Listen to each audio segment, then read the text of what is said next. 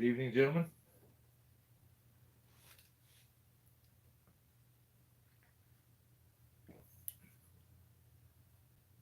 You the man, ground pounder. What's up, Chris? Ground pounder, Billy.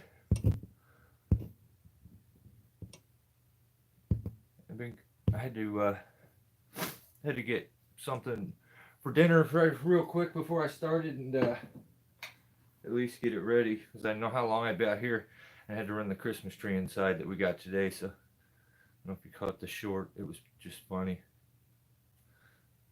My daughter is, I feel like she has my sense of humor. Same to you, Chris. Same to you. Hope you're doing well.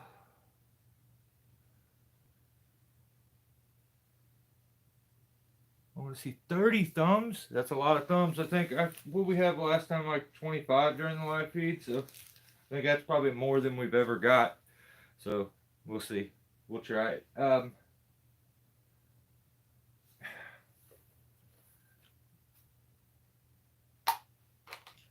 Getting old. And we have some serious stuff we need to talk about. So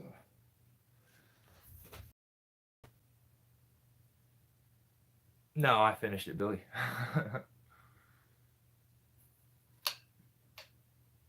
Chris gave us we're halfway there with his thumbs. I think it's like 15.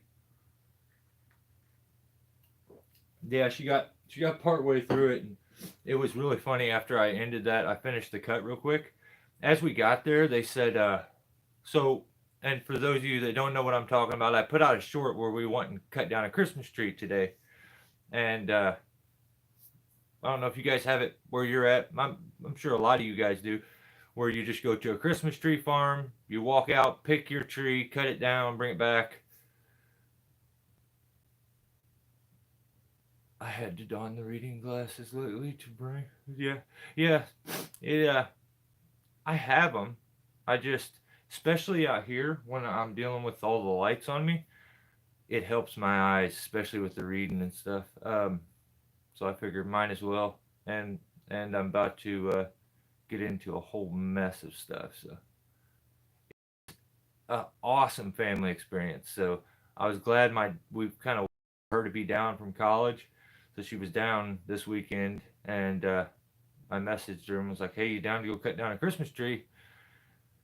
You know, Saturday or Sunday?" And she's like, "Yeah, Saturday would be better." I'm like, "Oh, okay, right on." So we pulled up. We get there. We've never been to this place before. The one that we went to last time, you like showed up. You took this tractor ride for like a mile and a half to the farm where you go and cut the tree down. Then you take the ride back, and you're like on these wagons with little bench seats and stuff. And it's usually freezing cold out. So that part I don't really dig so much, but to the best weather. So the weather was unreal today. It just worked out right. So we show up. Never been to this place, and they say, $75 for these, 75 for these, 85 for these, like, and the prices just kind of go all over the place. It depends on what you wanted. I guess I just never pay attention to price because my daughter's like, "You said that the last time too, Dad," and I'm like, "Okay, that checks out." But as they like walk us over, they're like, "Here we have. If you want to cut your own, you can. If you have trouble with it, let us know. We'll come finish it for you, or we can do it ourselves." What's up, Peter? And they point us over, and they're like, "We got a couple saws right here," and they had some like, I guess what would you call that? I don't want to call it by the wrong saw name, but it's like a um let's see. What kind of saw is that? It's just the one with the metal and the just blade, almost like a. It's got one of those long, skinny metal blades like a hacksaw would have. It's a. I am blanking on the name, and it's really aggravating me. Like a bow saw, I think. It's a bow saw, so they show some bow saws. You can use those, and I'm like, "Hey, can I use like my own handsaw?" And if I brought it, and they're like, yeah." I just think of as a tree guy when I'm thinking about going to those places. I'm like, you know what? I should bring a saw. And I'm like, yeah, their insurance is not going to cover you using a chainsaw. So I'm like, no, yeah, I can't do that. And then so next I'm like, oh, you know what? I'll bring my little battery powered saw. That way, my daughter can uh, can cut some of it if she wants. And then I thought they're not going to let you. Their insurance won't cover you using any kind of a saw. So I'm like, okay, well, I'll bring my handsaw. So I asked him, I was like, can I use my handsaw? And he's like, yeah, I guess. I'm like, cool. So I ran over and grabbed it, and we go pick our tree out, and like I cut like almost 2/3 of the way through on one side, and then lined up the cut, just kind of like a snap cut, but even. And then I start the cut, and I'm telling my daughter, "Here, you can finish it." And if you've ever used a chainsaw, especially on like an evergreen, something that's sappy, if you get the saw, you hold it at the wrong angle, it does not want to go through the cut. You're causing too much friction. So I just feel like she was just that's what was happening, and she got aggravated in the video. She's like, "You can finish it, please." I'm like, "Yeah, I got you." So I cut it, and we come walking back, and when we walk back with the tree, they look shocked. They're like, "What the?" And they're kind of looking at me sideways. I'm like, here's my tree, and it was it was a little taller than me. It's a pretty good size one. And so I go inside and they have a bunch of ornaments and stuff inside, and decorations, and they like have some hot apple cider for you and stuff like that. It's really cool always. No matter which one we've ever went to, they've always been really cool like that. I think the other one was like hot chocolate and stuff.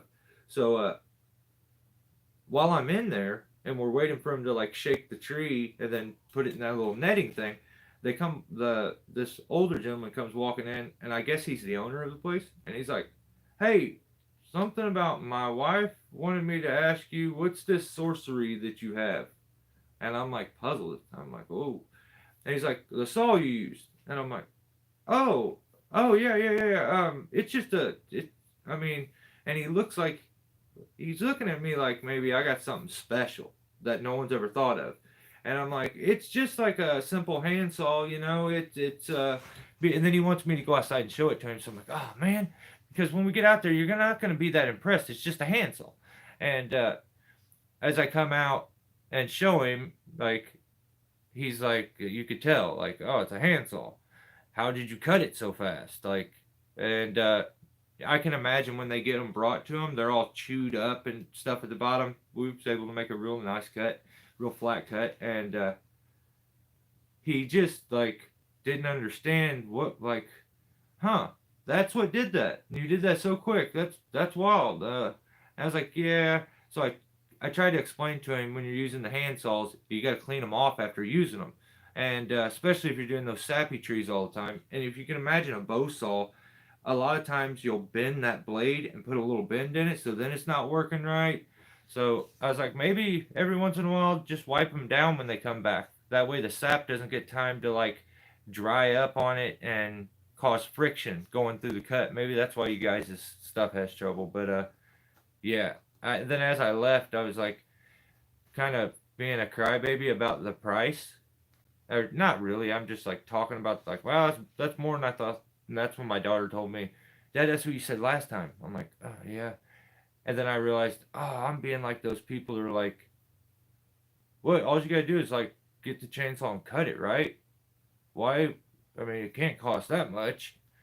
And I realized, man, they gotta grow those trees, plant those trees, take care of those trees, spray them trees to keep them alive, because we get bagworms really bad. And yeah, and that tree's probably, who knows, maybe 6 years old, 5, 6 years old probably. So I was like, well, it was definitely worth it. You a wood sculptor? Rain, no, I'm actually not. I'm just a guy that climbs trees, removes trees, falls trees, likes chainsaws. If they don't want you. Yeah, they give you a bow saw. Like, Billy, that's all they wanted you to use is a bow saw. So I'm like, I don't know about that. Like, yeah, can I use mine? I felt so weird being that guy. I'm like, yeah.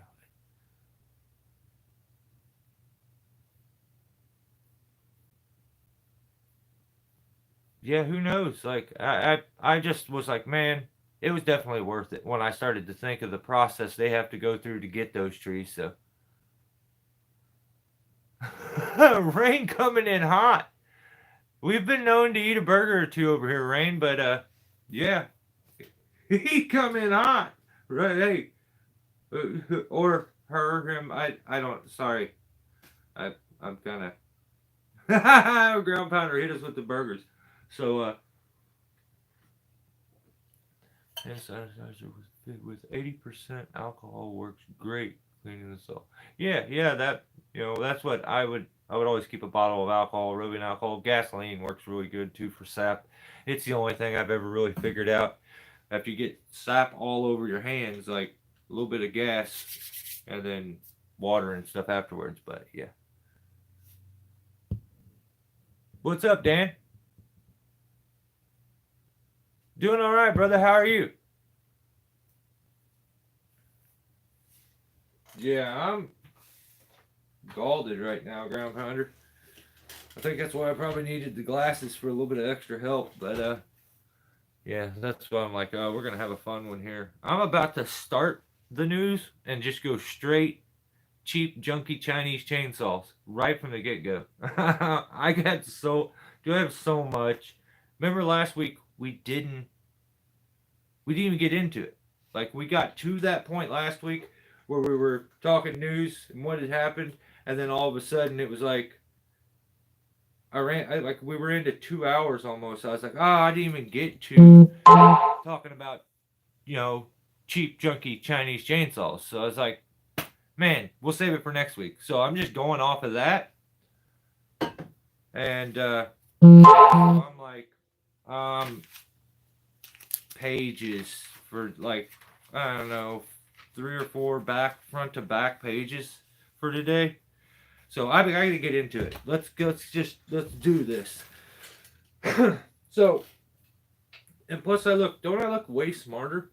And I'm gonna talk news, so like I'm getting the glasses give me this like you know false sense of confidence. Like people know that I'm smart. Who's going to jail tonight, dude? That's what. Fire up the squad car. It is time to patrol. All right, I gotta get a little badge. My daughter says she's gonna get me some lights that I can hit a button every time when we go into something that is ticket worthy. I can just hit the lights and they'll light behind me. We'll see. But that's a killer idea. I didn't really give it all that much credit when she said it, but yeah. I got bond money. Right on. Right on. Hey, I'm sure I'll probably end up with a ticket or two every once in a while doing this. So, all right, last week, I don't know where the separation's going to be for this here. So I'm just going to go from a period of last week to now. We just, so much happened. He was, we're talking metal and wood. And there's just been chaos going on. So last week on the Metal and Wood channel, first of all, let's start it this way. Congratulations to Steve. The guy hit 20,000 subscribers, which is double what my channel is. It happened incredibly fast in comparison. So, congratulations. You figured something out. And I have to just accept I've been bested. So I don't I don't know. It blows my mind that his channel's grown that fast. It has to be like rage watching. Like there's no way people are that interested in those Chinese replica chainsaws. But you know what? Right after now I say that congratulations, you hit 20,000, but instant ticket, right? He did a DHNS again, and I'm like, I'm starting to like him. Things are going good. He's not being a complete knucklehead, and then all of a sudden he puts his camera between his legs again and like is so excited to do it too. And I'm instantly like, no, dude, no, absolutely not. Knock it off. I've so he's back to shoving his camera between his legs. I don't like it. I never have liked it. He needs to knock it off. So so congratulations for 20,000, but put your hands behind your back for that shit. Like I don't like it. I don't like it at all. So I think he's down in Florida last week and he gets to cutting trees. You know, he's just showing us all because he likes chainsaws, it instantly makes him knowledgeable in everything that a chainsaw has to do. So he's going to show us all how to do, you know, fall trees and do tree work and stuff. So um oh, is Jay here? What up, Jay? Dang, ground pounder coming hard too. All right. So apparently he's gonna show us how to do tree work. I watch him, and you can tell that the guy maybe at best runs those little chainsaws, and he runs them on little cuts because he does not know where the end of that bar is. He puts a notch in the front of a tree and just runs the bar probably this far into the ground, and putting the top cut into his notch. Um, and I'm like, whoa, what in the hell? And so he blames the fact that the chainsaw got dulled pretty quick on the fact that the ground has a lot of sand, and sand will dull a chainsaw quick. I think just in general, trenching with a chainsaw will dull a chain. Not a good idea. They make a tool for that. So if you do need to cut the dirt or cut a line in the dirt or cut through I don't know, a rock or something, like there's a tool for that. You shouldn't use your chainsaw. That's more than likely probably what dulled it. Uh, but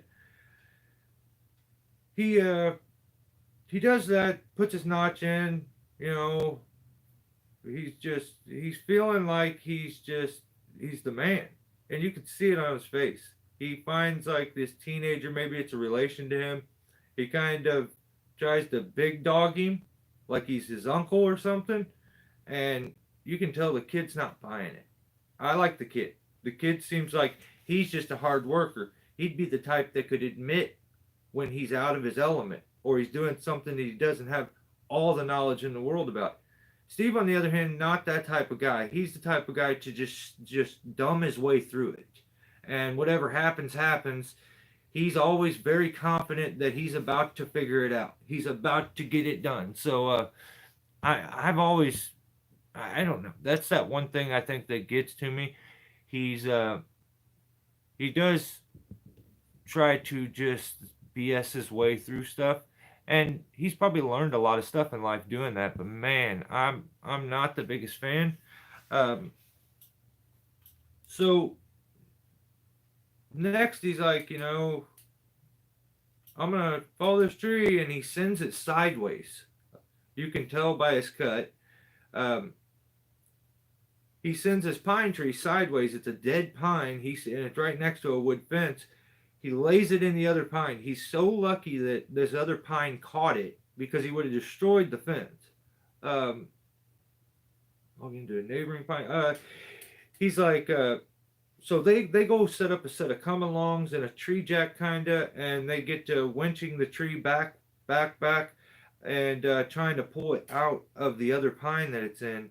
And they're doing all the work. They're doing a good job at it. They're moving it back.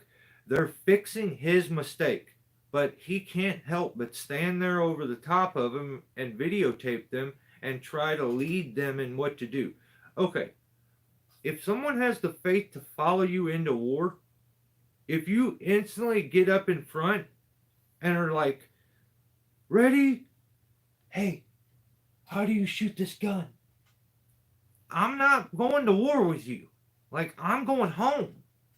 I'm not, and that's him. Like, I know everything about chainsaws. Tree goes sideways, and then he's like, what you need to do is this. Oh, this is going to happen. Oh, look out for this. He would drive me absolutely nuts if he was behind me.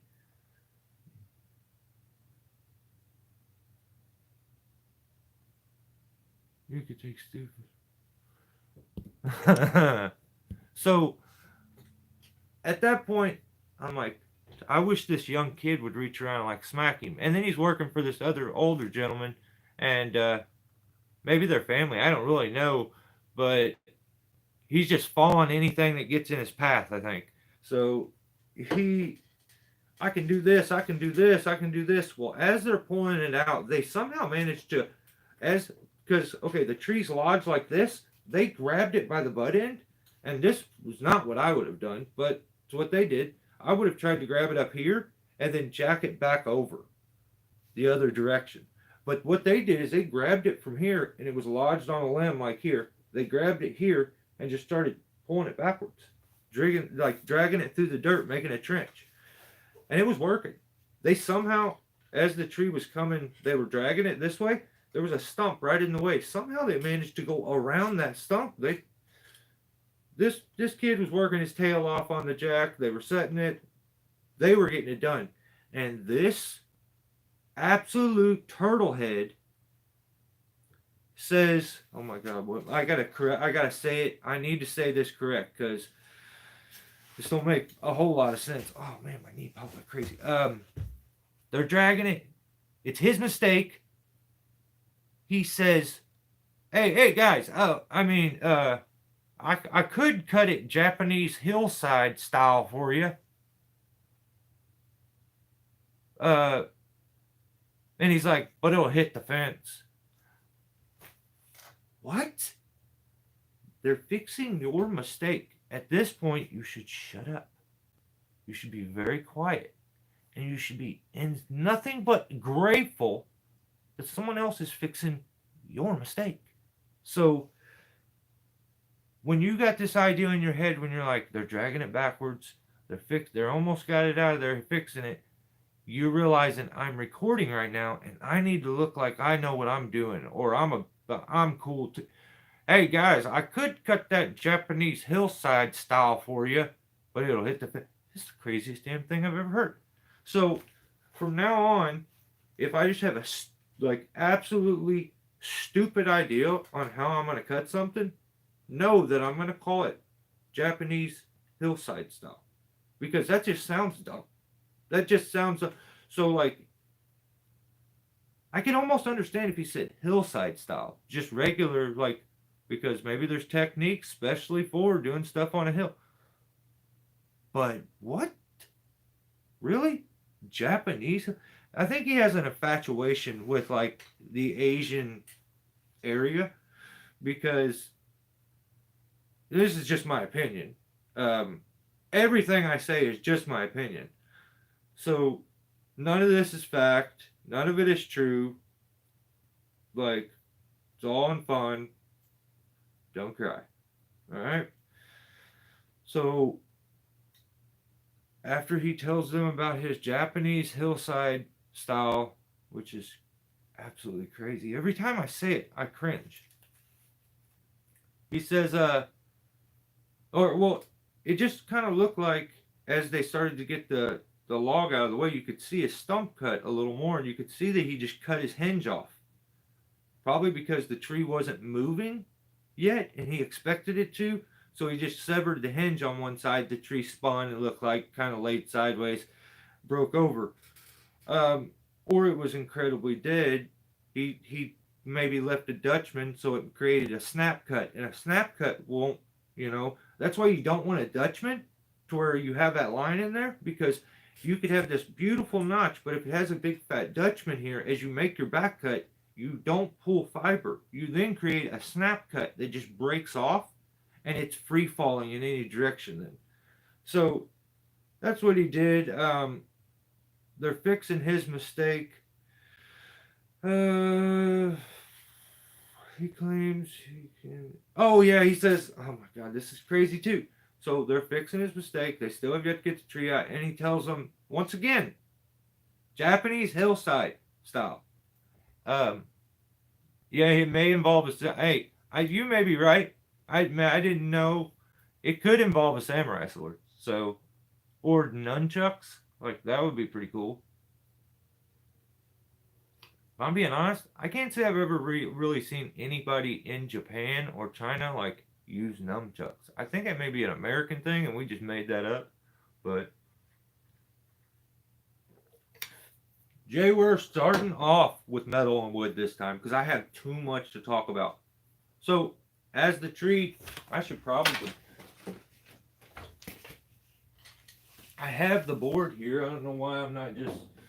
Because if I can put a picture to it, if you guys are anything like me, everything makes more sense if I have a visual. So, I'm just a visual learner probably. But, oh, come on. Don't. Okay. Alright. So,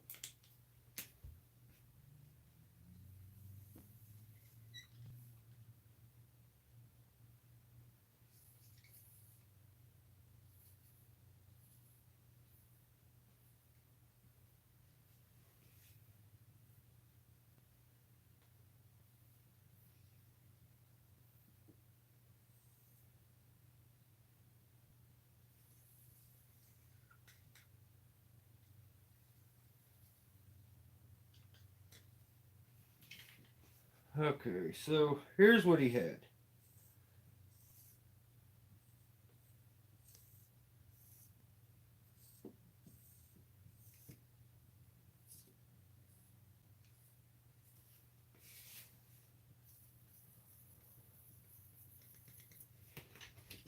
Okay. So, here's this stump right here.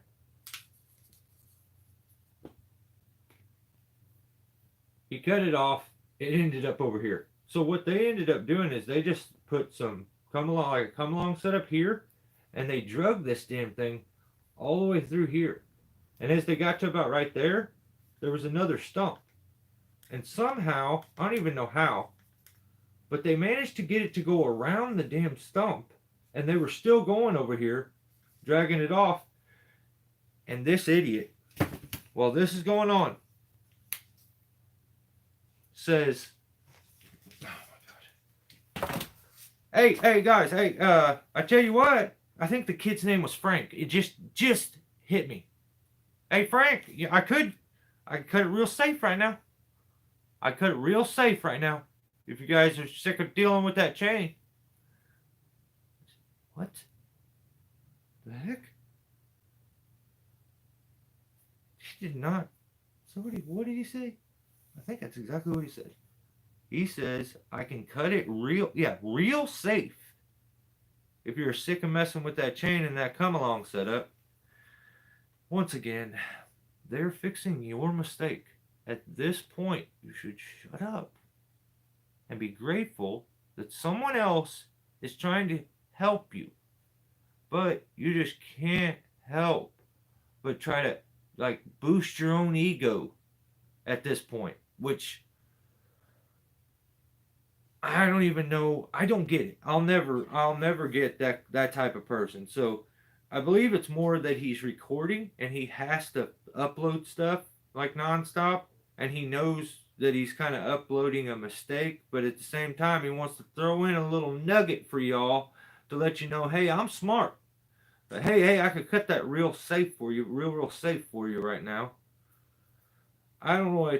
I doubt that. To me, it looked like he had done smash the fence a few times. So, yeah, I would have wanted to strangle him before I got the tree out. Um, just FYI, also to him and any other human walking the face of this earth, um, just because you like something, collect something, build something, don't mean you should use it. Um, and let's use chainsaws in that. So, Steve, just because you like chainsaws, just because, what up, Greg? Just because you use chainsaws, just because you've seen people build chainsaws, doesn't mean you should actually use a chainsaw. Um, I don't like. I just think you should know your limits and go with that.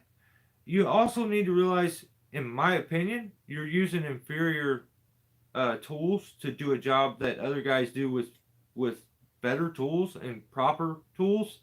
So when you go out and you have very little knowledge and you use a cheap junky Chinese chainsaw, and the reason I call them from now on cheap junky Chinese chainsaws is because that's what he calls them. They're clown saws. So if that's what he wants them to be called, I will oblige, and I will make sure that when I talk of his chainsaws, I will only say cheap junky Chinese chainsaws and clown saws. So I think the reason they may be called clown saws is because it refers to if you're a person who uses them, you turn into. I don't really know. You'll have to ask him about that. But um,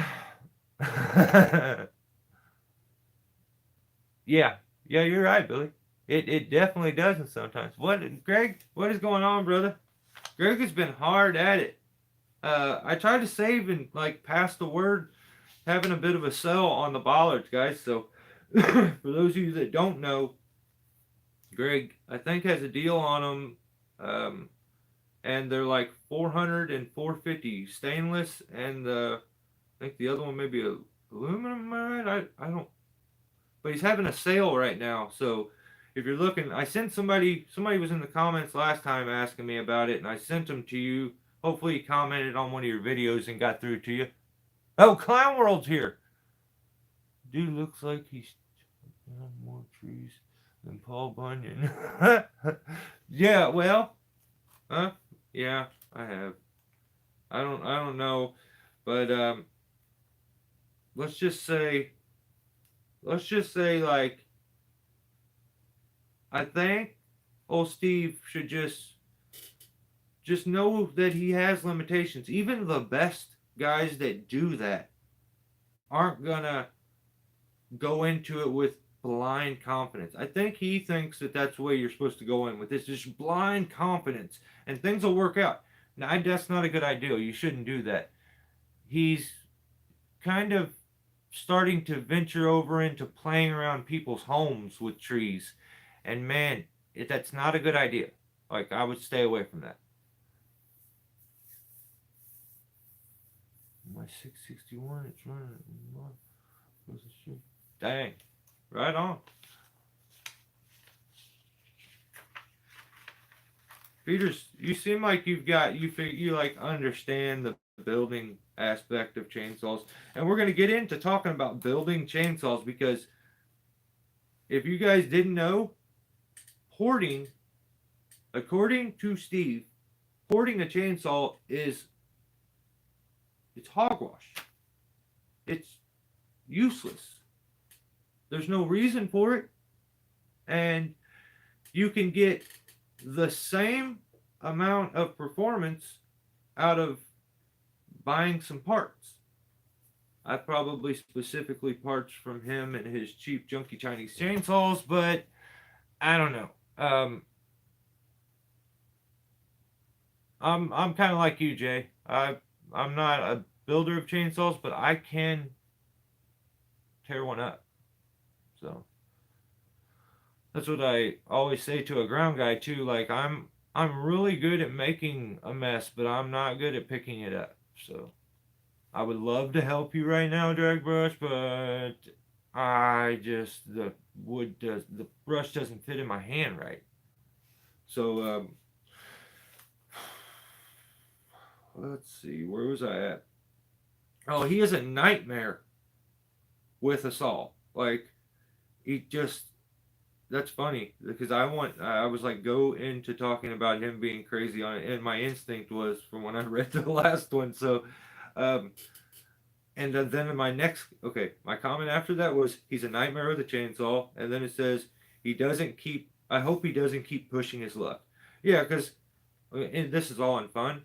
If Steve does watch this, I think I'm not saying you're incompetent. I just think you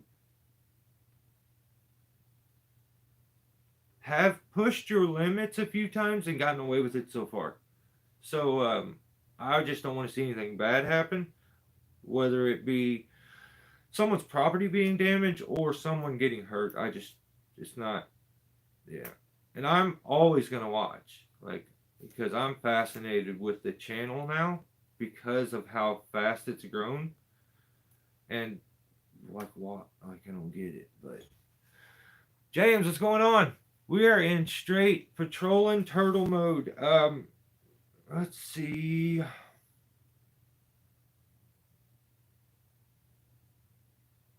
Yeah, I don't understand his comment about the porting is a waste of time. He went into a straight monologue about talking about how porting is useless, and then he decides to do a business review on a couple other gentlemen who have said something. So this is the part I absolutely lose all respect for Steve. Someone left a comment on a forum about him. Therefore, he is suing that person for leaving the comment, and he is suing the person who created the forum over the comment. I think maybe they called him a shyster or something like that, or something silly like that. Steve does seem to come off a bit like a crybaby, just my opinion. I maybe you're a tough guy, and it just doesn't show on camera. I don't know about that. Just my opinion. He cries that these guys talk about him and left a comment up, and he says that's disparaging his business and his good name. And it's just FYI, Steve. It's the internet. It comes with it, buddy. We'll never do a live feed here where I don't have somebody cop like just come sliding in and say the wildest stuff. It's just what happens. You're gonna have to get some tougher skin. Your channel's growing. Now you should start to develop a bit of confidence about yourself. Someone saying something about you shouldn't bother you. It shouldn't bother you, and it shouldn't be to the point where because they said something about you, you're now trying to ruin their livelihood. You want to take them to court and take their money from them, knowing that every one of these people that you keep picking out are working class. Every one of them that you pick is a working class man. And your complaint is they're disparaging your good name, which is messing with the fact, they're messing with your ability to sell cheap, junky Chinese chainsaws. That's kind of hard to say. But I don't know if I'm buying it, dude. I think you're a hypocrite. You have double standards. So you're going to sue these gentlemen, take food off their table, money out of their pocket, college tuition from their kids, whatever that may be, money they worked for. You're going to try to take that from them because you've seen a comment that you didn't like. That's lame, man. And I don't know if anybody's ever really broke this down for you. That's very, very, very...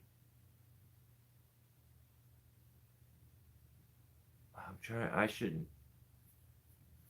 It's just lame. You're an absolute puss to feel like that.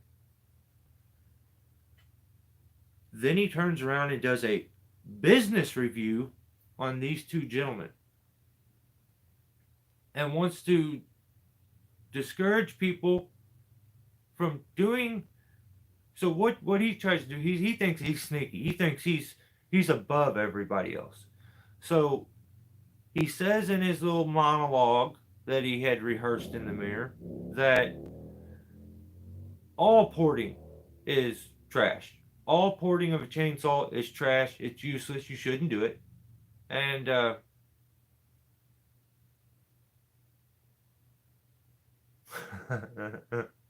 so hang on, let me catch a comment. I'm sorry.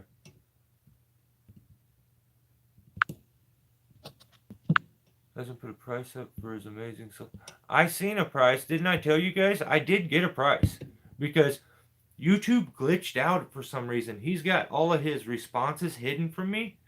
So one time I clicked on it and it showed it, but it showed it when I was able to put a comment for someone's response, and it like showed his phone number, and then it showed, I think he even said what he's charging for a chainsaw just recently on a YouTube short. So um he does a business review on these guys and just tells you he can't tell you to not do business with them, but he's telling you his experience doing. First of all, puss, you didn't do business with them. You have a disagreement on the internet with them. You've never met these gentlemen. You put out content, you put yourself on the internet, then when someone has an opinion about you, you're then angry. So then your response to that is to sue them, take their livelihood from them, food off their family's table, and then turn around and do the same damn thing as if you're something special. You're not anything special, Bubba.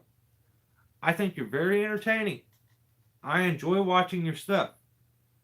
I'm curious how this whole cheap junky Chinese chainsaws, how this whole thing goes. But I think the worst thing you could do is what you're doing now. Because any man out there that works for their money, earns an honest living, is not going to respect you for this one. Anyone in your comment section that thinks suing people to get your money's cool is gross. Apparently Fabs of Fab Acres or whatever, Fab would come on here and he got to trolling me, and he's just come barreling off the wall with some silly stuff. He's a very opinionated person himself. He too is now suing the chainsaw cult. He showed his bank statement where he's got, I don't know, a bunch of money set aside just to sue everybody. So if you've ever went out there and commented something and didn't agree with them, know that you're about to be sued, which is absolutely mind-blowing to me. I don't really get it. I don't think I'm ever going to get it. And I think it's really lame that you're trying to take people's opinion from them, their freedom of speech. Like, you have the freedom to not be such a puss, and don't take it to heart. Do you think Steel chainsaws, do you think they sue everybody that says they don't like them? Do you think Husqvarna does that? Neotech, which, you got this silly little rivalry with Neotech. They would never do that. So don't tell me that Neotech has more balls than Promac or Noker. Because as of right now, I feel like they do. Because they would never do this. Some guy's got an opinion about you. Even if it's a lie, they're allowed to have the opinion, man. Just deal with it. You've had Fabs in Indiana Doug in your chat.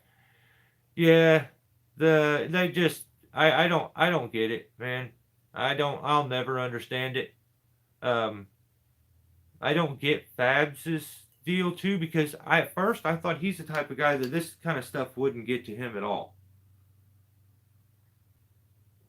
And I realized quickly that, oh my God, I think he's suing them. I think he may be suing them because someone said that he's a homosexual.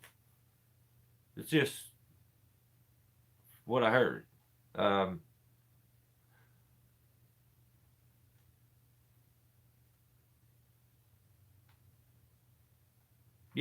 Yeah, and it ain't even Jay. It's not even be nice or I'll sue you. It's glaze me or I'm gonna sue you. So you have only two options with people like that. You can choose to absolutely ignore their existence, or you have to glaze them and tell them how great they are nonstop. So put some nasty videos up about bucking 7 years ago. Yeah, he's a very vindictive feller. Like he seems very stumpy. Like if I'm just being honest, and like pissed off that the city built the sidewalks too close to his ass. So he seems like, even though he's a very opinionated, uh, kind of blunt, almost rude person. Oh, Bubba, you can't say nothing about him because you're getting put into the lawsuit, to the point that he took a picture of some like bank statement thing. I don't even know what it was. You got to check his channel, his YouTube shorts to see it. And he's got a little piece of paper that says the cocksuckers of the chainsaw cult lawsuit. And he's like, I've been saving up this money for 12 years to get this done. What? Dude. Oh, I can't with these guys. You've only been arguing with these people for maybe a year or so. They just said something bad about you, but you've been saving up for it for 12 years? Like, I shouldn't even go any further. Like, this is all in fun, but man, give me a break. This is just weak. But I don't know. Yeah, I don't know. I should just. I'm gonna keep going here. So just so you know, if you want to ever use a ported chainsaw, we're thinking about porting your chainsaw or anything along those lines. Porting is a myth. It's useless and it doesn't really do anything. You could order his 3-point dogs that he makes and a shiny muffler, and it will do the same thing as porting a chainsaw. So I don't know if you guys knew that, but yeah. Oh yeah. If you got to get the good starter essay. So, but if you get all that stuff and get a good switch, make sure it's a real pretty blue color. Um, yeah, you're probably gonna have troubles actually holding the saw in your hand and it not getting loose on you. It's makes it a mean machine. So I don't really care about the brand thing. It's just if it cuts good, it cuts good. Like if his saws are good, his saws are good. I've talked about this before. I just don't have a trust or faith in those saws like I do other products that I've used for a lot of years. So, um, and I think it's a bit of a bummer that he's charging a lot more for them than he's getting them for. As far as I could imagine. Because, like I said, everything I said is just my opinion and not true. But I would think he's getting them for fairly cheap, and he's selling them for like 3 times, 4 times what he's paying for them almost. So I don't know. I'm not. I don't. It just is what it is.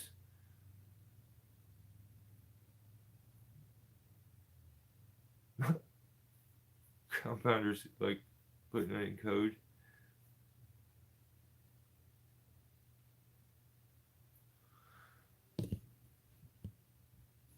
Uh, you guys are funny. So I don't like the business review thing. You're trying to not only take the food off the guys, tables. You're trying to damage their business too. So, and you didn't say don't go to this guy's place. You just basically said the occupation that guy has, that whole occupation is useless and not needed. So don't waste your. You did it in a very skeezy, backhanded way. So if we were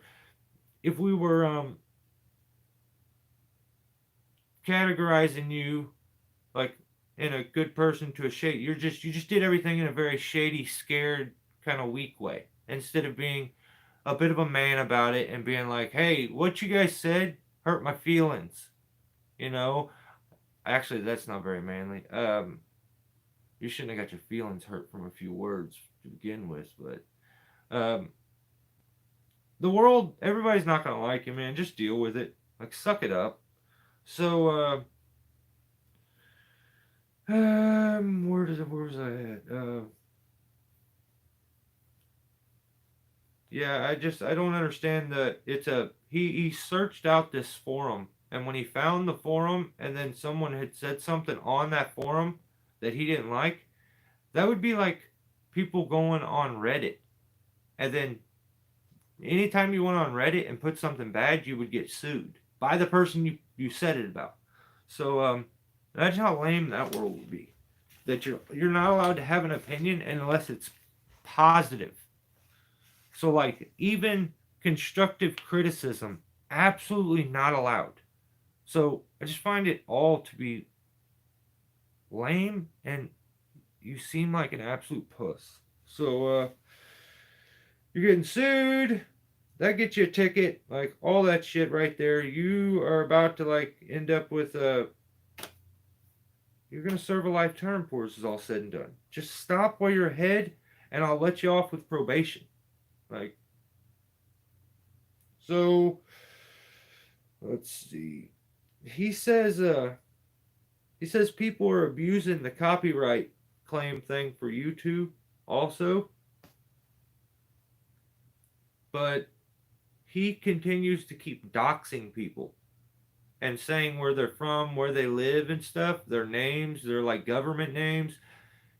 If someone's using a moniker on YouTube, I think you should refer to them as that unless they've given you the permission to call them by their government name. Like, I don't really get the point of doxing these people. Like, you're weird for that shit, dude. You should knock it off. Tanas, what up? I just have fabs question mark question mark question mark because I just don't get it. I don't understand.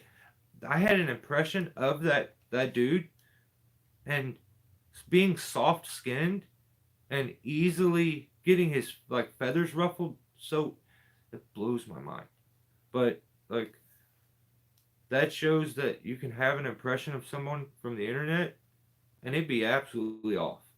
So damn. Oh, Swirly John. Oh, John, I even see. Yeah, dang it, John. I seen you for a second. I didn't say hey. Well, damn, brother. Hey, thanks for stopping in, John. My bad. I was trying to keep up with the comments. Ah, damn it. That's my bad. Didn't want to pay the 40 for a tether. What did you put your comment earlier?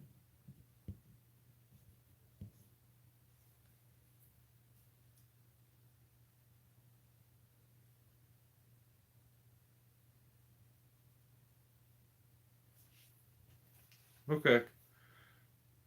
So Steve Steve just basically says his saws are the best. He doesn't give a shit what you think, which is crazy talk, but yeah. I wish that was true, man. I really wish that the statement you made right there was true. Because if you didn't care what people think, you wouldn't be abusing the judicial system by trying to turn a negative comment into a lawsuit. You wouldn't be taking from these families that you're about to sue and their time, and you wouldn't be wasting your own time, and you could focus it on just building your YouTube channel and selling tons of cheap, junky Chinese chainsaws. So why not do that? The time that you have to spend in court suing these people over something that no one remembers, buddy. No one remembers that Noker review on that chainsaw. Who cares? Maybe it wasn't the best back then. Maybe that chainsaw wasn't the best, but you say it's better now. That's all that matters is right now, man. Right now. Like trying to get at somebody over something they said in the past. Have you never seen a person and just not like them when you see them? They give you a weird vibe and you instantly are like, "Ah, I'm not a fan." Or someone's so brash and loud and ignorant, or you can hear them over there saying racist shit. Like there's certain people that soon as I've never met them, I've never had an interaction with them. I've listened from a distance and I don't like them. That happens. You're not going to like everybody. So trying to force everyone to either like you or absolutely, completely ignore you is not really the way the world works, man. It's just not. And I think you're gonna. Maybe you won't regret it. I'm thinking of what you're doing from my point of view as like a deep down. I like helping people. I don't want to do anybody wrong. Like I feel like I'm a legitimate good human. I make tease and poke and stuff. This is all for fun. But I don't get it. Like I'm trying to think of it from my point of view. Maybe you're like starving for a little bit of money, and so you need to sue these guys. That's the only thing I could understand that you'll actually get from this, um, because people do. I don't care how your lawsuit comes out. If you win $1 billion from every person, actually I can't. That's a lie. I do care. I think it sucks if you take a penny from any of them families, but if you do win, that still doesn't change my opinion on you. Well, it actually does. Makes me dislike you more. But it doesn't change my opinion about your chainsaws. I'm still going to have the same opinion. That it's because that's my opinion. It just my opinion isn't something that can be bought, and it's not something that can be changed based on your feelings. So I don't know. I don't know. I don't like it, dude. I think if you would just chill for a little bit and think about it, it's not worth it. And I think it would make you a pretty cool dude to just stop it. Like don't do it. Just end it. And be like, you know what? Yeah, you guys, if what they did to you is really true and they did you wrong and they're trying to screw everything up for you, they're wrong. They're gross. They're shady. They're skeezy. But if they didn't, like you just gotta leave it alone, man. Like you don't know. Well, maybe you know, and I just don't know what you're gonna accomplish. So, um, his opinion on porting, it being trash, he just says if you need to port your saw, you should just buy a bigger saw. So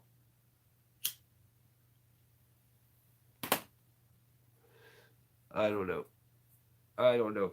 I don't think he knows about throttle response and like how a saw is able to like throttle response is so important with a saw.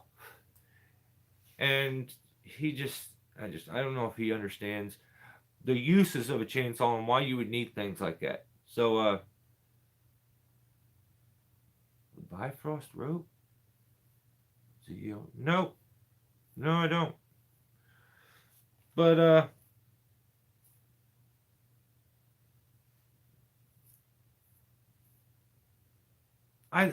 I put my opinion here. I think the reason that he's trashing porting saws is because at this very moment, and this is what I thought last week. I'm like he's trashing on people that port saws and ported saws in general, and I think it's only because he doesn't have ported saws to sell at this very moment. So, in his opinion, it's trash. He's one of them people that if you own something, it's not really that important. It's not really that cool. It's all right. But if you sold that thing to him and he then owned it, it becomes the best thing in the world. And I just don't understand people like that. So I just think he's trashing on porting saws because he doesn't have any saws that are ported to sell right now. Um,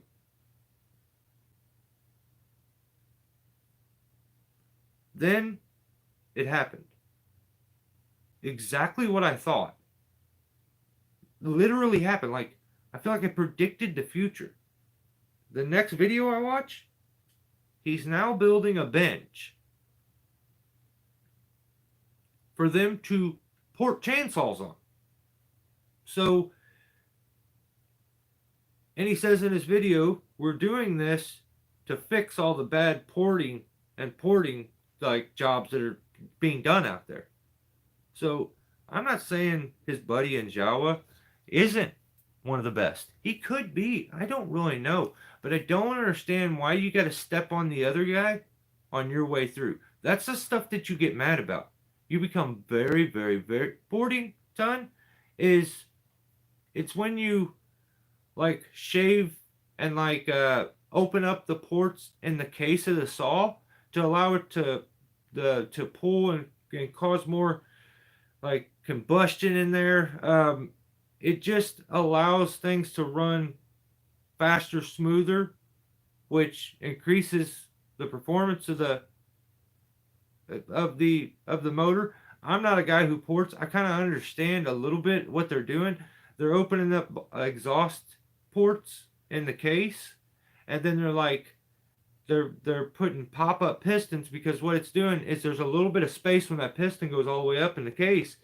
Well, if they can take up more of that space as it goes up, it causes a more pressurized bit of air, which should work. I mean, I don't know. I'm not a porter, so like that's, I think, what's going on. What's up, Brandon? So yeah, I don't know, man. He's now porting saws though. He says that you should just buy one of his big bore chainsaws, um, and that if your saw's not, if it's not fast enough, that you should buy a bigger saw or put a bigger piston in it. Which I don't know if you realize, like, that's part of the porting stuff, Bubba. Like, you can put up a pop-up piston, or maybe you can bell that piston out. It's, I don't know. I don't know. I'm not a builder, but it was funny to see him talk out of this side of his mouth and say porting's useless, and then in the next video he talked out of this side of his mouth, which is crazy. You can do that, and he says he's gonna start porting chainsaws for people. Good for you, bub. Good for you. I think your monologue where you talked about how useless porting is messing with your business model. It's you should sue yourself because you put out a video talking trash on something that you're about to do. So I do believe you should sue yourself a couple times, I think. And if you do that, I won't write you the tickets. Like, we'll just say, we'll do it that way. You sue yourself a couple times in the lawsuit, and you won't get any tickets in the mail. So, every one of his chainsaws, it seems like the dogs are bent on them. And he tried to say, the design I come up with, these 3-point, dude, you stole that shit from West Coast Saws. Don't lie. Like, that's my opinion. You just took someone else's idea and like traced it on a piece of paper and then made it with crappier metal, because like every time he shows a saw, the damn dogs are bent one way or the other. Like, I don't know, man. I think he's making them out of like aluminum foil or something, and not the strong stuff, like the cheap stuff. That when you go to tear it, it tears sideways, and you end up with pointy sheets. Yeah.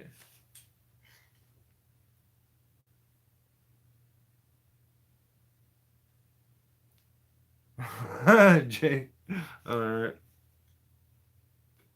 All right. Yeah, that I have right here. He did a damn DHNS. And when I say DHNS, that's what he calls them, because they are called Dick Hacker Nut Shots. Oh, I think I threw up a little bit when I said it, but I was thinking about it too, so I probably had a visual or something. But yeah, I don't like it, dude. Stop doing that. Knock it off. It's gross. I don't want to. Like, and what he does is he draws attention to his nuts before he does it, which is disgusting. Because I'm sorry, but I feel like you haven't seen them damn things in a very long time with the Dunlap disease you got going on the front of you. Where his belly done lapped over his britches. Yeah, you know what I mean? It's that's funny, Steve. Don't get mad about that. And stop it. Stop the nut thing, dude. Don't do it no more. It's gross. I hate it. I done told you I hate it. I told you to stop wearing that steel hard hat too. I don't like that either. Because I have a lot of steel stuff and I feel like you should wear like get a Noker one or something. You got Noker stickers, put it over the steel thing. I feel like you're giving me, by association, I lose a couple cool points right instantly when you do these DHNSs every time. Disgusting. So, stop doing that, man. No one likes it. I would like to know who the hell told him that they liked that. And was like, yeah, bro, you should do shots from between your legs. Videotape everything from between your legs. Or set the phone on your belly and make sure it shows right up your nostrils. I don't like any of that. I think it's all weird. I think you should just get a damn tripod. That's just my opinion. So.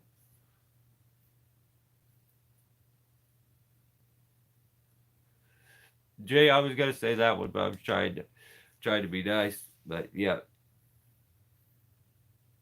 I think, what did you call it? I think we called it the Dicky Doos disease. Yeah. Yeah. Yeah. That's funny. That's my dad jokes coming out. It's always funny. Yeah, they didn't even count the fact that he sticks the chain. Billy's right. So not only does we gotta view everything from between his damn legs. Ugh. He sticks the damn chainsaw between his legs and uses his moose knuckle to grab a hold of the handle. I think he actually throttles the damn thing too. So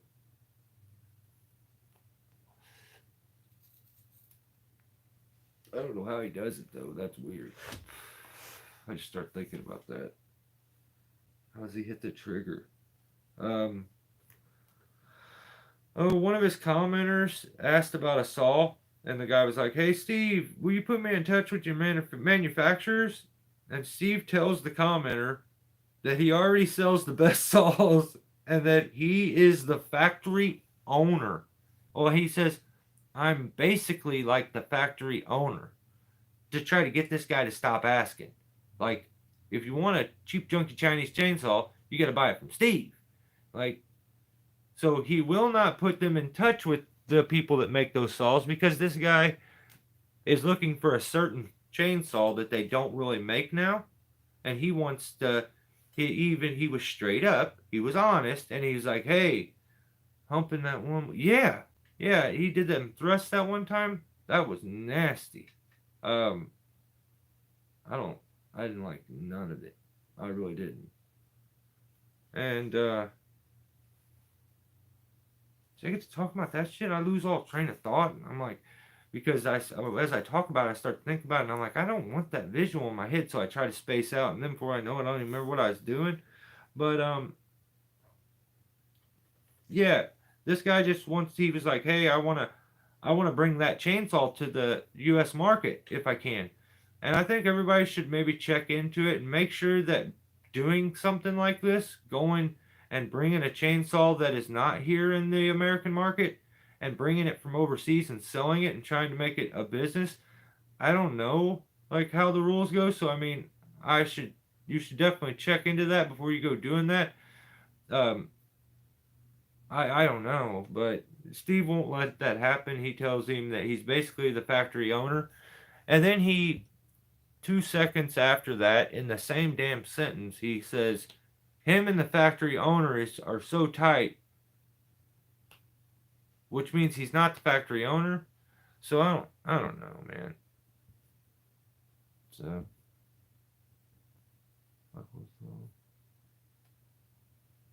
you get your thumb, man? That's no good. Damn.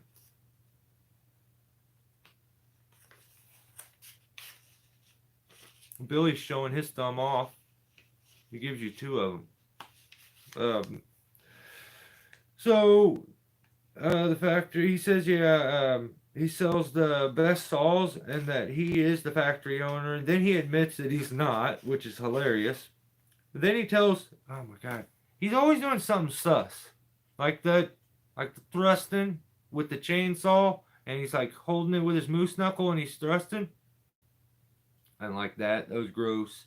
When he does the stuff from between his legs, him and Jawa in one of the videos where it was really like poorly lit inside their dark shed, and he was talking about reach arounds with him, and they were really giggly and excited about it. Like it was all weird. So he's done a lot of stuff like that, and in this one he did something again, and he was like, "Hey, Jawa, I really like the way you twist your T tool," and he kind of said it a little sassy. You know what I mean?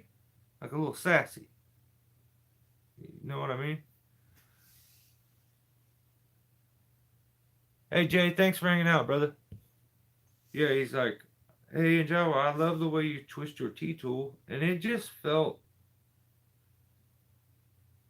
maybe it seemed sexual. It was weird. So that's just my opinion on it. Like that's what I seen. Like it just was like, what the hell? But now he's claiming that um remember when he said he's barely sold any chainsaws? Um like a week or so ago. Now he claims that hundreds of chainsaws has been sold all across America, and I don't know.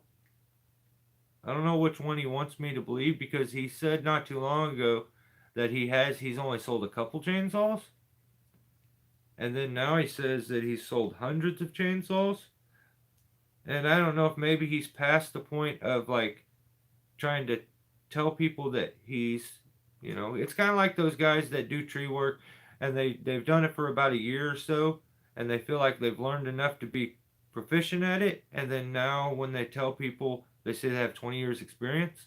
I feel like that's kind of what's going on, but in sewing chainsaw style, downhill Chinese slope style or something.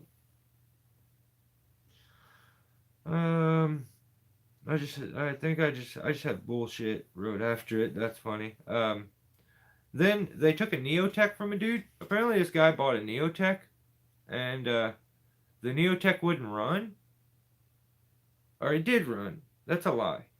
Steve tried to say that the Neotech never ran, but when he got the saw back, like he got the saw from the guy, then broke it open, the air filter was covered and coated in like sawdust. The saw had saw it ran. Okay, so Steve was trying to dog on Neotech because, oh look, sent the guy a saw and it didn't run right from the get go. No, it ran. And then when the guy called them and said, hey, the saw won't run anymore, you know what Neotech did? They sent him all of his money back. And the dude kept the chainsaw. So like, well, what the heck? How do you get your money back and you get to keep the saw? I like that deal. I think that's a pretty solid return policy. Um, where it's just you return my part of the transaction and that's it. That's pretty sick if you ask me. Um, Steve should do that and have the same return policy because you don't want Neotech to outdo you. But as far as the return policy and a warranty, I feel like they're so much above you right now, Steve. So you got to step up your return policy game because Neotech is killing it. So, oh, they tried to sell me a chainsaw. Tried real hard. Oh, yeah, I know. Yeah, yeah, because it's stolen, or because it don't run, um, or it'll run for a minute and then after it gets warm, it shuts off and starts sputtering and cutting out. But yeah, that when he's talking about that T tool, man, it was it was sassy. He got real sassy like a chick. But I think he got this Neotech from the guy because he wanted to like trash on it, and be like, um, because I think that's what Indiana Doug does. Is he is a guy who does Neotech, and he's like a Neotech representative or something like that for the U.S. So what happened is Steve must have seen him on the internet and become so infatuated with him that he wanted to be the Noker version of him. So he goes around, he tells people that he is the American distributor for these chainsaws, which I do. Who cares, dude? Who really cares if you're the only person in America? But I mean, I don't, I don't care. But maybe other people do. Um, but he wanted to trash on this Noker, or he wanted to trash on the Neotech to get back at Indiana Doug because he thinks Indiana Doug stole one of his chainsaws and opened it up. And let me be clear, he opened the chainsaw and showed what it looked like inside of it. He had no control over what the inside of that chainsaw looked like. I mean, this is just my opinion, and it looked like crap. So, I don't know. Like, so Steve wanted to do the same thing back that he's suing people over, which is lame as hell. Once again, that's crazy. I feel like 4 different times in this video, I have pointed out where he has been a complete and utter hypocrite and doing the same thing that he is threatening lawsuits on people over. But whatever, man. At least I don't see Fabs doing the same stuff that he complains about other people doing. I don't know what he's suing over. I think maybe he's suing because at one point they said that they were homosexuals. Steve and him were homosexuals. And Steve spent multiple videos and many paragraphs and like voicing into the cam trying to make it clear that he's straight, just so everybody knows he's straight, and he doesn't even really even think about that kind of stuff like that often, you know, which is weird. Oh, Greg leaving? Right on, brother. Hey, have a good one. Stay safe, and I'll talk to you soon. So let's see. Yeah, he wanted to do that same thing that got done to him. They stupidly, after they get this saw, they stupidly state everything is wrong with this Neotech. And then as they take it apart, they realize that's not wrong with it. That's not wrong with it. I think what looked like they never actually told the truth about and showed what was wrong with the saw. I feel like basically they just like cleaned the carb or maybe put a different carb on it and it ran. Just my opinion. Maybe the guy used dirty gas, got some sawdust down into it, it clogged it up. I don't really know. But that's what it looked like to me. They put a Noker starter essay on it, which is the pull start thing on the side. He's obsessed with them things, those starter essays. I've never called it that until he started calling that, but I've never known that they even had Chinese downhill slope style falling either. So he teaches me a lot of stuff. That's why I keep watching. But he said that he changed tons of parts on the Neotech and switched them out with Noker parts, and that's what made it run. I don't know. Starter essay was the only thing that was visible. If the carb was changed, it was changed to a OEM steel carb, which is not a Noker piece. He had an original OEM 070 steel carb, which is pretty cool. I feel like they just cleaned the carb and it worked, but you know, that's just my opinion. Now, just so you guys know, he is building a bench for porting, so stay tuned. All the porting videos are about to start coming out, and you guys are going to be absolutely amazed at how amazing he is at it and how everyone else is trash at it. And get ready because he's about to start selling you power tools too. So he's got the hookup on power tools. Turtle out. That's it. That's all I got. Let's go into a couple Facebook goofs from this week. So stumbled on Facebook and I see this guy and he's looking. This is our segment called Facebook goofs. So I see this guy, and he puts out a post, and he's looking for a crane operator. He's called 2 different companies, and they won't show up. He says he needs a massive crane, needs to be the big boy, because it's like a 80 to 90 foot reach to get to it. Yeah, he probably will. Dude, who knows? I can't. I don't know. He's pure comedy to me. Like, I enjoy it. I think his channel rocks. Like, but I don't know if everyone has my, like, sadistic sense of humor at times. Like, I think, I don't know. But this dude's looking for someone with a lift or with a crane that will come do a job for him. He's looking for a crane service. Can't find a crane service. I've called multiple ones. They won't go this far. And then he shows what he's doing. And I'm sorry, guys, but people are getting lazy.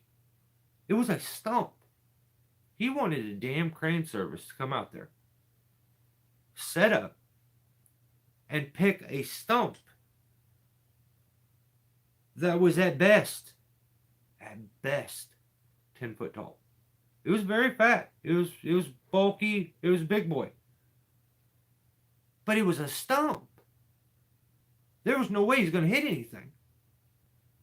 He just wants to make money by doing nothing but like running a chainsaw. Like he cut that damn thing down, cut it up into chunks to where it could be moved, and don't spend the money on a crane operator. That's why a crane operator doesn't want to come out, because he knows he's going to have to drive all that distance for one pick. You're not respecting other people's time. And I'm sure you want a deal because it's only one pick. Dude, I'd hit you for a whole day and be like, yeah, I'll come out. This is what you get. So I'm still not impressed with Facebook. I'm not. That was crazy to me. And I was just amazed that no one else was responding in the same way. I was like, what the hell? Okay.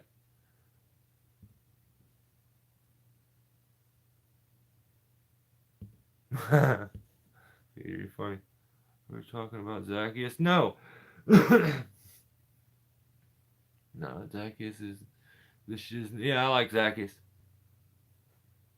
Yeah, it blows my mind. There was literally a stump. He wanted a crane service to come out so they could pick it and put it into his trailer. I'm amazed. So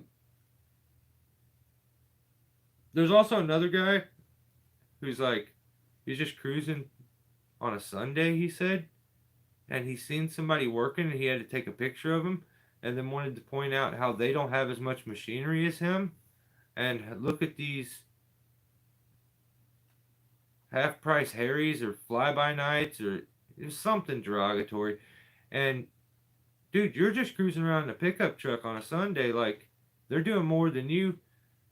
Everybody's always in everybody else's business, and they need to post on social media and show how they're superior to another human. Like, dude, you gotta have something better to do. You gotta have something better to do. This guy is like 2 pine trees into this job. He's committed. There's no reason you should give a damn about what he's doing. If he's reckless and not good at his job, that homeowner will pay for that. We'll end up dealing with those repercussions.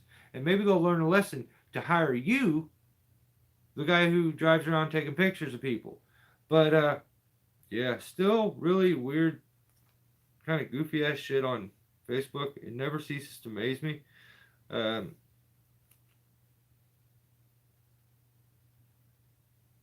Then I seen it's either one or the other. It's either people going too like extreme or people being lazy as hell.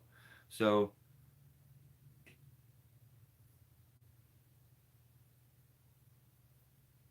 um, they were showing when you have a tree. I could use this and do it real quick. But when you have a tree set up,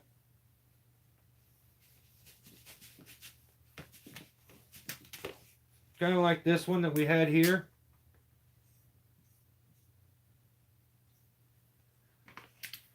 And let's say you got a tree here.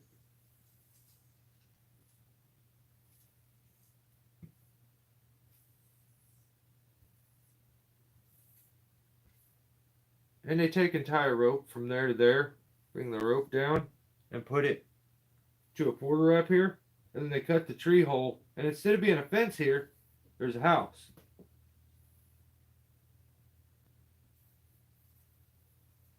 So when they go to cut these things, as the tree starts to bend over, the problem is this works and you can start to hinge if you leave enough hinge. The scary part is if the tree leaves the stump, if the hinge breaks off.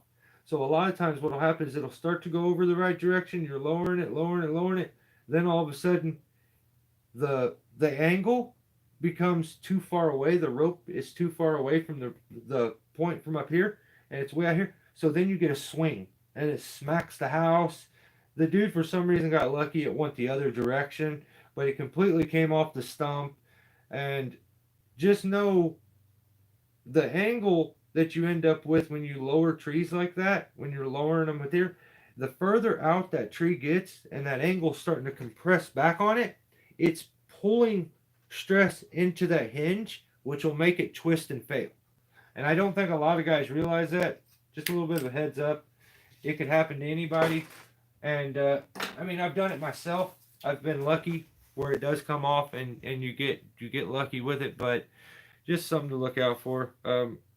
Facebook is still full of knuckleheads, so I definitely won't be coming back.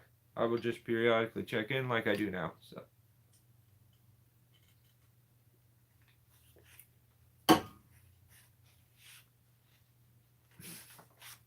Okay.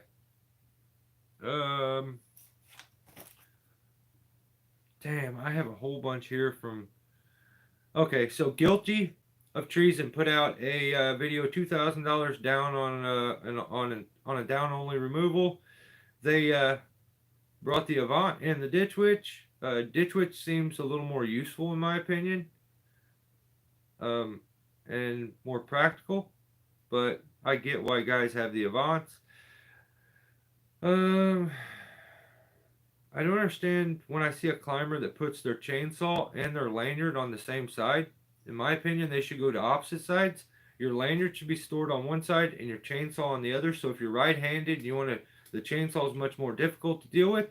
I store my chainsaw on my right hand because I'm right-handed, and I store, I store it on my right hip, and I store my lanyard on my left hip. That way, they're not wadding up. I'm not cutting my lanyard. It's not getting stuck in my chainsaw. It always amazes me when I see guys that do that, but yeah, I think it's kind of crazy sometimes. I hate battery powered saws. They're so annoying to watch. And then yeah, okay, yeah.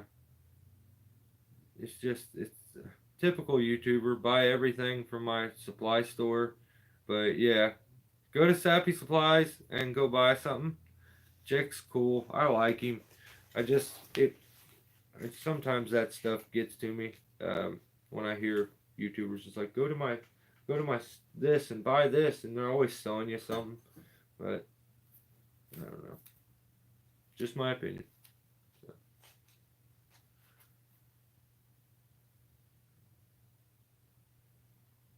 Yeah, I know. That's kind of what I was thinking, Brandon. You did switch pretty quick. It's just annoying, dude. That thing gets on my nerves. What can you get to? You can use a dog leash. A lot of dog leashes are basically like a chainsaw lanyard. So what you could do is your dog leash is going to come with a handle on one end and then a dog clip on the other. So when you go to hook that up, you'll just girth hitch. Like let's say this is the dog leash, okay? And it's got a handle on this end. Then it's got a, I don't have a clip here, but we'll pretend. It's got a dog clip on this end, and here's your handle. So I would take on my saddle, and I would, here's a saddle. On the back right here, on maybe one of these, I use these to hook to, because under enough stress, this will break off, and I would rather it break off as opposed to rip me out of the tree. So I usually hook up there, or you find something like a carabiner or whatever to clip it to, but you just girth hitch it onto something on your saddle. So I would hook that there, put that there, and then girth this on. Then you go to your chainsaw, and on the back of it right here is your clip. Here's the dog leash has a dog clip right there. Just clip it to it. And then on your saddle, if you do that right there and just break the clip, the like keeper on the clip right there, and I turned it a little to the side, then you can just hang it up and it'll store there. And then you know if it slips off that it's attached. So if you got yourself in a scary situation where you need to cut and push something, or you need to let go of the chainsaw real quick, you could do that, and you're not going to lose the chainsaw and break it every time. But yeah, I always use a chainsaw lanyard, but a dog leash works really good as one. I'm sure it's not going to be. Think about it. Buy the best one that you can, strength wise, not the cheapest one, because if it does slip off, you can always, you want it to hold. You don't want it to just break. So I would buy one for like a big dog. They have them rated for like dog size a lot of times. So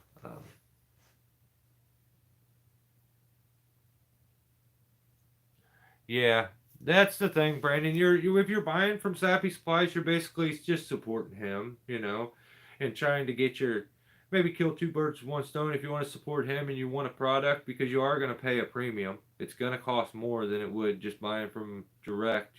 So I don't want to trash on him for doing that because I'm sure I mean, he started. That's another business, avenue for him. So good for him. That's just doesn't really compute to me. I don't really understand it. So, um, I never, I never did good with merchandise when we tried to do it. So it didn't work out right. I ended up losing money when we did merch. So, all right. Do we want to talk Game of Trees or? Man, I have so much on Game of Trees this week. He did this thing where he talked a whole bunch on oak wilt. And you guys want to talk about oak wilt for the next 20 minutes or so? Or should I just skip it? Like, I'm not, it's kind of boring. Let's just do this. Like, man, look at all the notes I have for that. But,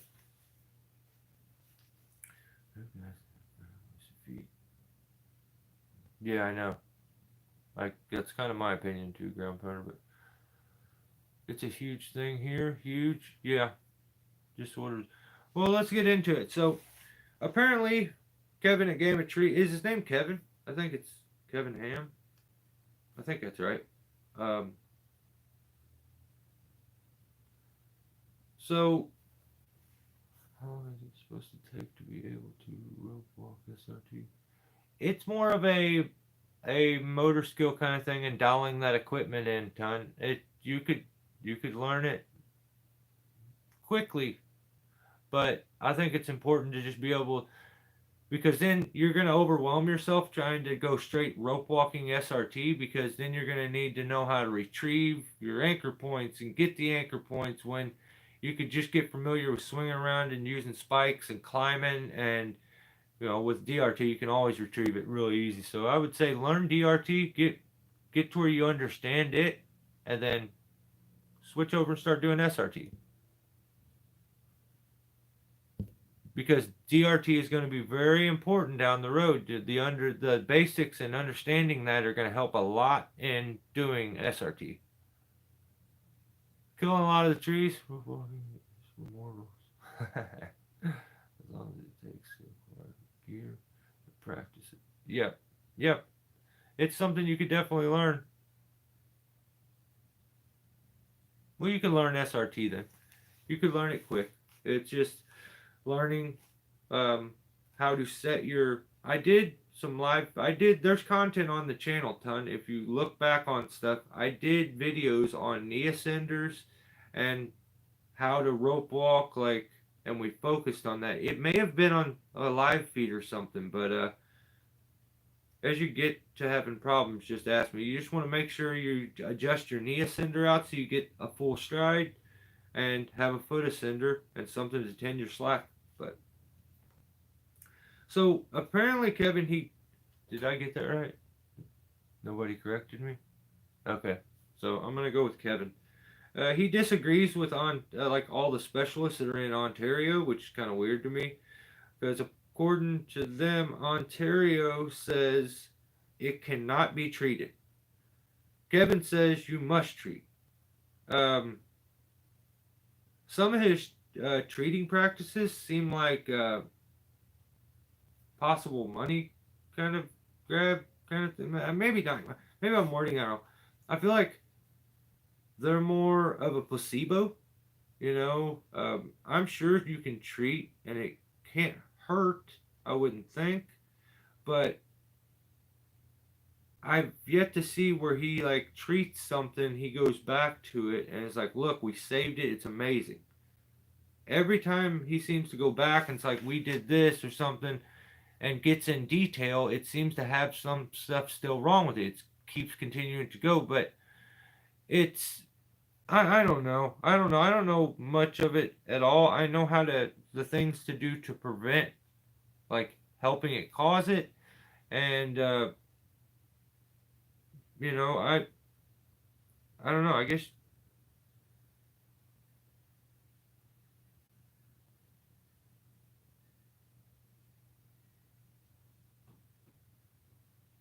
I don't know if the wind just picked up or like an Amish horse and buggy just went by my window or what, but that was wild.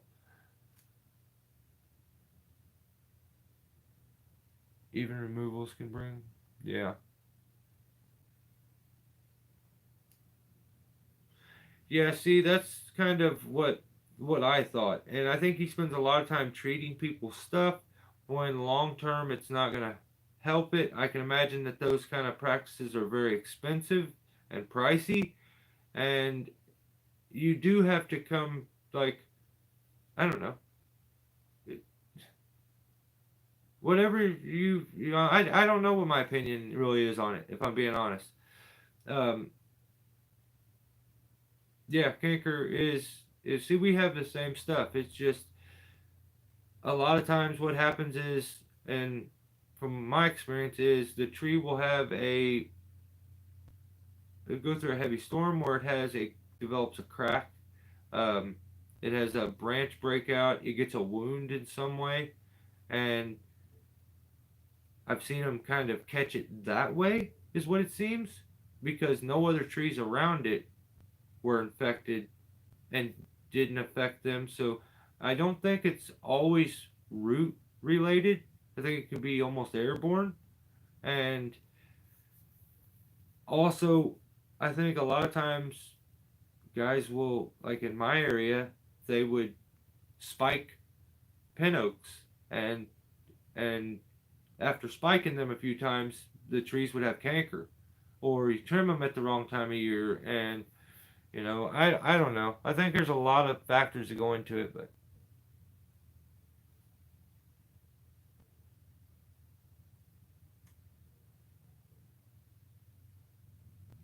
damn,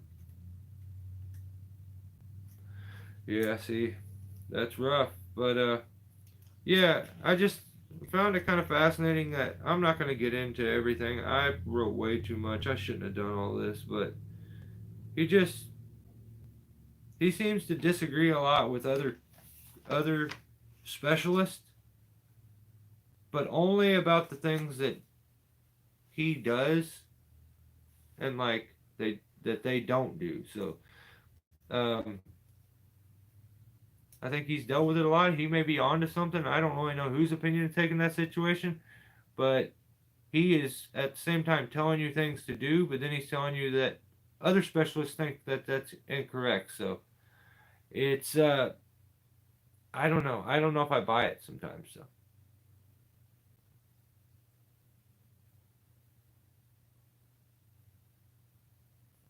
yeah.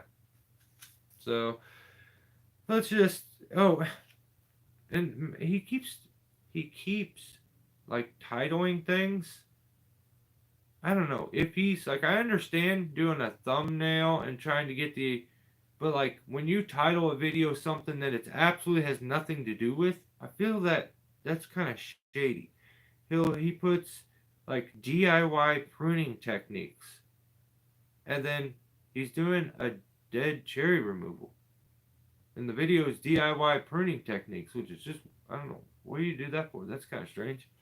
And then he just put out a short that said tree climbing fail, and he he hit his hand on the tree while he was in it, and then he was like, "Ooh, that hurt a lot. I punched the tree. I punched the tree."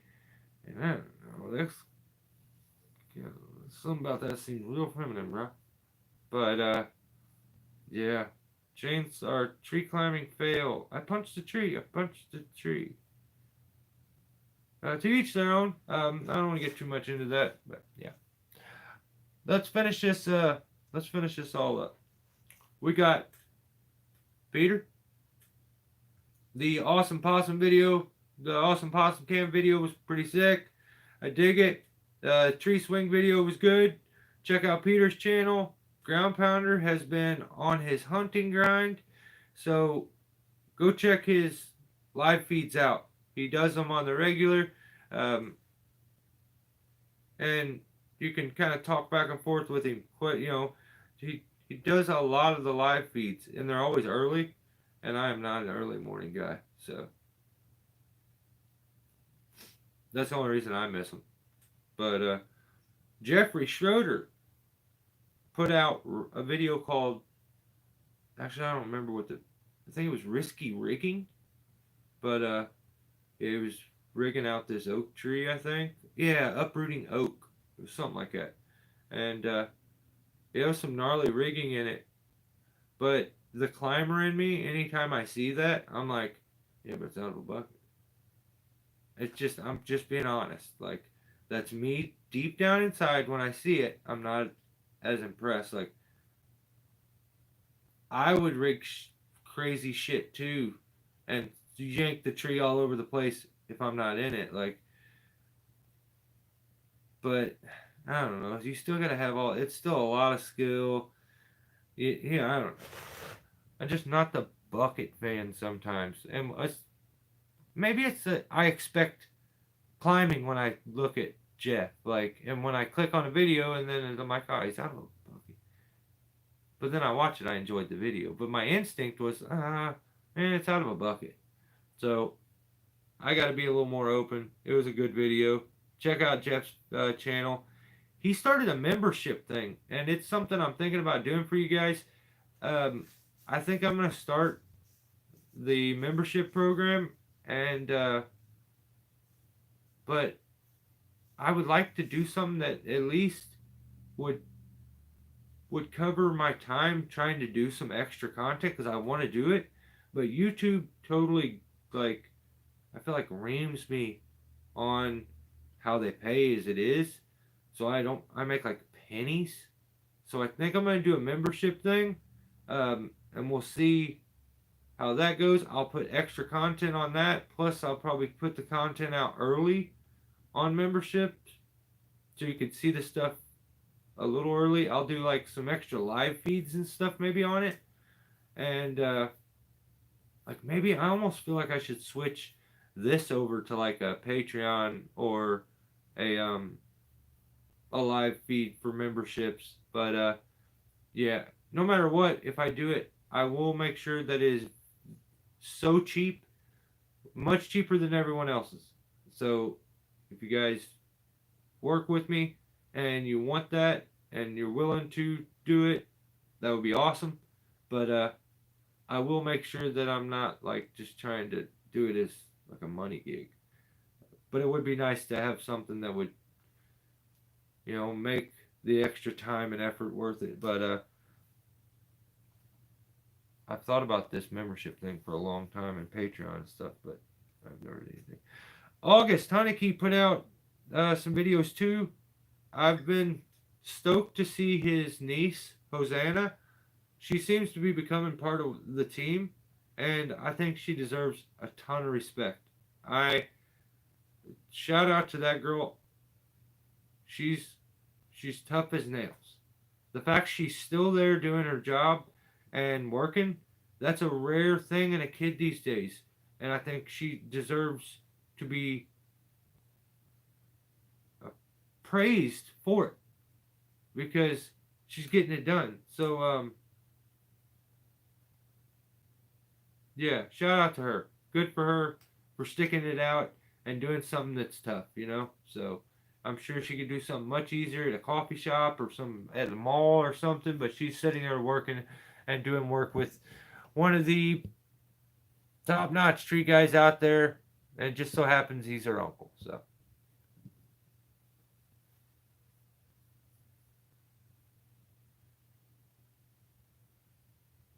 all right on, Dakota. Well, I'm glad you enjoy them, brother. We're just starting to finish up. Oh, August's worker also got into a fender bender. That's gotta suck. It just sucks. But we are going to. I got Buck and Billy Ray. Then I have one last little comment or one last channel thing to talk about, and it refers to last week where I put out the live feed focused on that guy named Justin Hartman who robbed a bunch of people of money and was running that big tree service and this and that. Um, you guys see that insurance agent that just died? Like, he got shot and sniped out? I feel like that dude, it's probably him. Wouldn't it be crazy if it was him? And we've been talking about him here lately?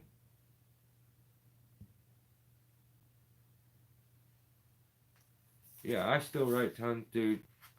This is every week as I'm watching videos, I'm writing down notes to talk about it. If I didn't, I'd space out and get off onto something else every time, so I have to. So yeah, it's good to see her doing it, Billy. I'm stoked for her. I have a daughter. I think it's awesome. So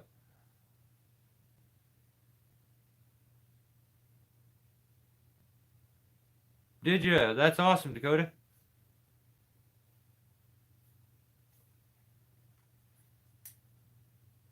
No, it's like some CEO of like the big insurance. He got some dude like sniped him out. It's been all over the news. Some big. I don't think it was Jake from State Farms, but maybe it was his cousin Tom or something.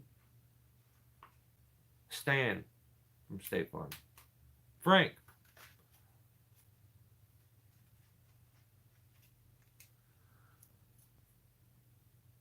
Yeah, but Buckin just did a video. He called it the scariest tree of the year. Hold on. Never tried this before. And he in the video he used that technique. It's when you get a hung up tree and you turn it into a tree slide.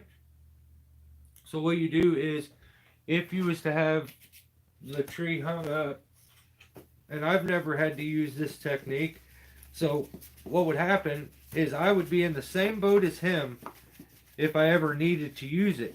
And that's why I always tell guys use some of these other opportunities to learn and get familiar with techniques. Even if you could do it an easier way sometimes, as long as it's not causing a whole bunch more work and it's just making things harder, get good at these techniques. That way, when you have to use them and it's in a life or death situation, you're familiar with it and you're skilled at it. You know some of the nuances. So, if you have a tree,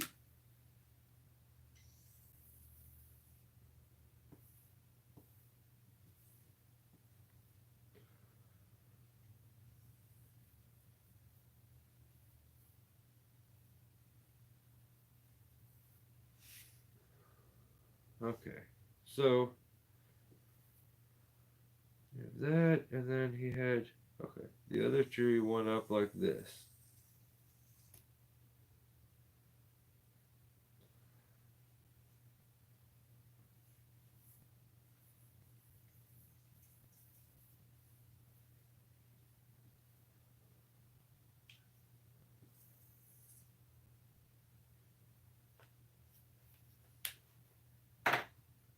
I don't think my green marker works.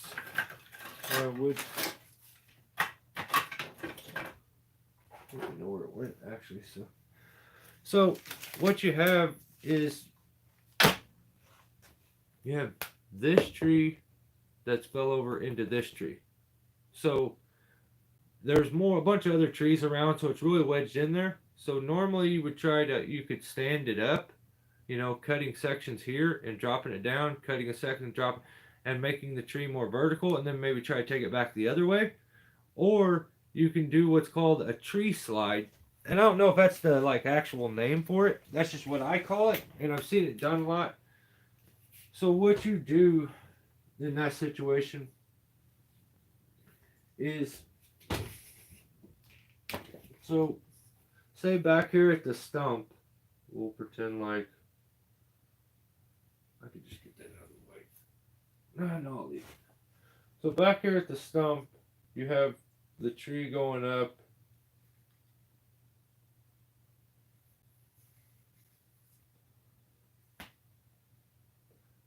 And you get a log, and you cut what would be not a little dip out in the back.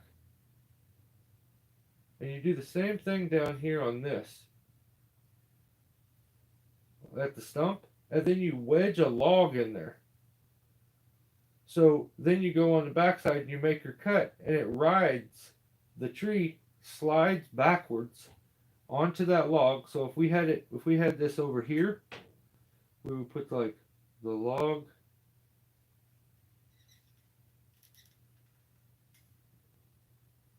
and it's in there. We got it wedged in up on the stump. So what happens is if you cut that and release it, this will ride down this log right here and take off, the butt end will take off that way, and the tree will slide out. I've seen them where they ride these logs a long ways down it. The problem is when Buckin did it, he didn't set it up quite right, and he put the log at the back instead of in the tree, and he should have cut a little groove here on the stump to hold the log. He didn't. He only cut the groove up on the actual tree. So when it fell down onto it, it slid for a second, but then it grabbed a hold of a knot, and then it shoved the log backwards, and then it hit a root, which stopped it, and then he just had to do some other cuts. But that little log slide technique, pretty cool. But man, Buckin was in some crazy positions there, and he fell, and he almost got smacked with some stuff, and it's surprising because Buckin is one of them guys that really got down to tell me, always make sure that you have an escape route. Make sure your escape route is clear, clean, and that way if you need to make a quick exit, you're able to. Multiple times in his video, I didn't see him. His escape route was cluttered and there was no escape route. He just would run. He backed up one time and fell over and twisted his arm. And at his age, I feel like the excitement of trying to do something new right there maybe took him a little out of his normal, cool, calm element. But he got it done.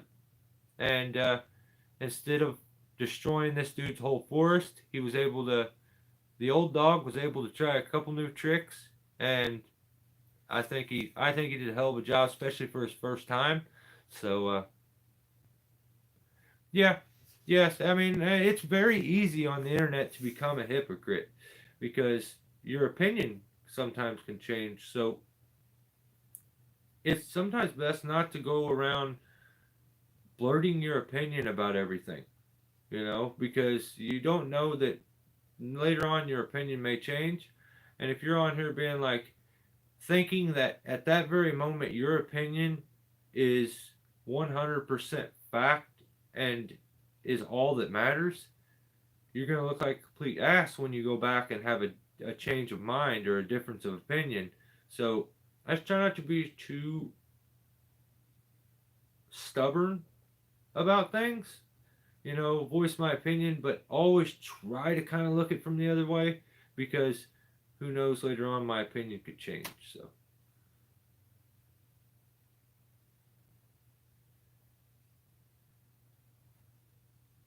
he's wild, Billy. That video of him standing on, he's got like 3 ladders set up, and he cuts the log, and like 4 or 5 trees go at once, and he comes running down the ladder. Buckin's wild. I think he must be blessed because he's been in some situations that he seems to make it out of, and I enjoy him. He's a good guy to go to if you're feeling down. Sometimes I just wake up and I feel negative. I just feel like I'm in a bad mood, and he's a very good pick me up. Um, so, but at the same time, that kind of person isn't somebody I need around me at all times. It can become annoying. So.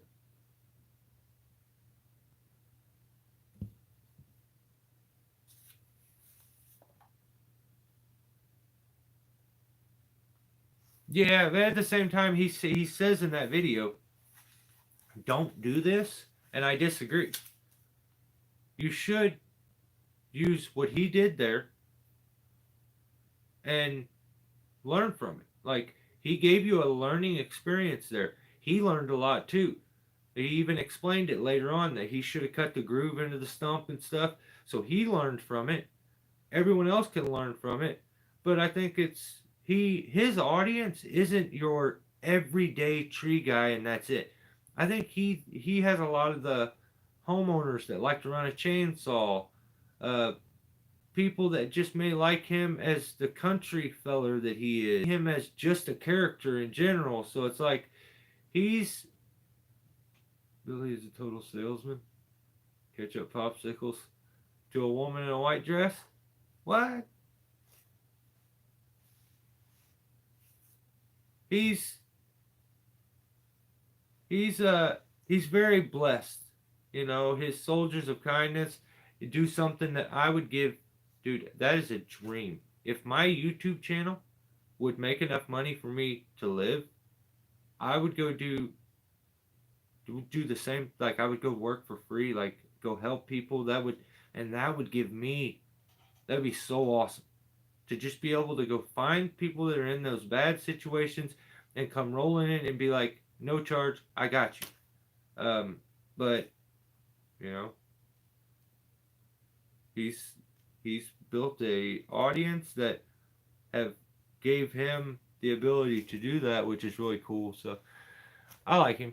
Um, he does talk a lot. He's a he's he's got the YouTube thing down. So they're very consistent with his videos and stuff. So um, this is what we're going to end it on. Last week we talked about that Justin Hartman dude who had scammed a bunch of other tree guys all over the nation. Apparently, about a year ago, it may be getting close to 2 years ago now, there's a guy on YouTube called Sam's the Man. And Sam also worked with Justin Hartman and also is owed money and talks about how the guy is a bit of a skis, how he would promise the world and not deliver. Um, and how Sam apparently ended up losing money on the deal because he was I don't know, but 1 minute in his story he says he's a bobcat operator or a loader operator. Then he's the most amazing climber. He said that him and his one guy were the stars of the program when he worked with Justin, which is really hard to believe because there was guys like Trees and all them that were working with Justin at the same time, I believe. But apparently Sam and his one guy were the stars of the show. It's a personality trait. He's got to be like, I was the best. He says he's been climbing trees for 5 years in his story. Um, I think it's awesome that within 5 years you're the best. But good for you.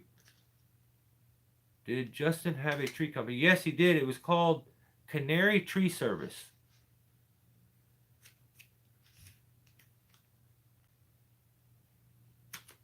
So he was in trouble. He would do insurance jobs, charge an arm and a leg.